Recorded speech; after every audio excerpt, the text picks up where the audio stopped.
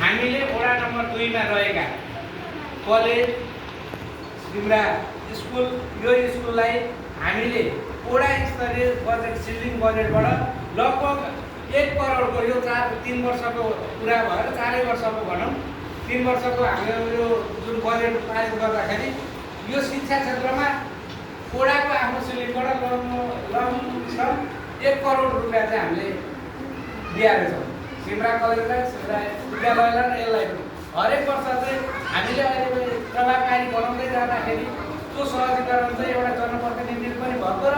यहाँको अहिले व्यवस्थापन समितिको पूर्व अध्यक्ष भनौँ न अहिले भएको हिसाबले अलि सहजीकरण भएको कारणले आज यतिसम्म अवस्था छ।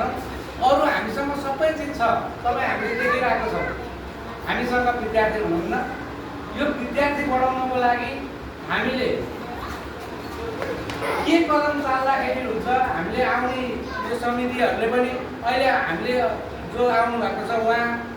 1 नम्बर वडावासी हुनुहुन्छ, उहाँले 1 नम्बर वडावासी हुनुहुन्छ, उहाँले 1 नम्बर वडावासी हुनुहुन्छ हैन 1 नम्बर वडावासी हुनुहुन्छ। अहिले हामी यहाँ आउने विद्यार्थीहरू अलिकति बस्ती बाटो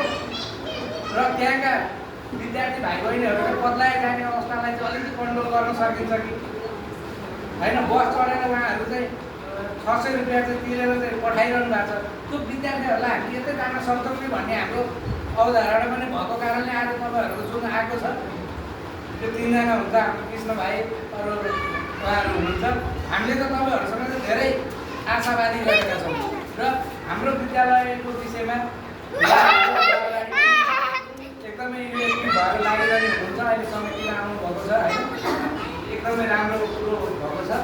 र आउने दिनमा अब आउने अध्यक्षको टिम आउँछ या अरू जुन हुनुहुन्छ अब सदस्य सचिव हाम्रो रुद्र सरै हुनुहुन्छ, त्यसमा हामी 5 जनाको त कुनै ठुलो भएन होइन। अरू बाँकीहरू पनि जो जो आउने छौँ हामीले त्यही अनुसार भौगोलिक हिसाबले अलिकति व्यक्तित्व हेरेर कमसेकम यहाँ विद्यार्थी बढाउनलाई एकदम प्रभावकारी रोल होस् भन्ने हिसाबले हामीले समितिलाई चाहिँ पूर्णता दिनेछौँ भन्दै आजको यस अभिभावक भेलालाई चाहिँ यहीँ विसर्जन भएको घोषणा गर्दै म पनि यहाँबाट बिदा हुन्छु।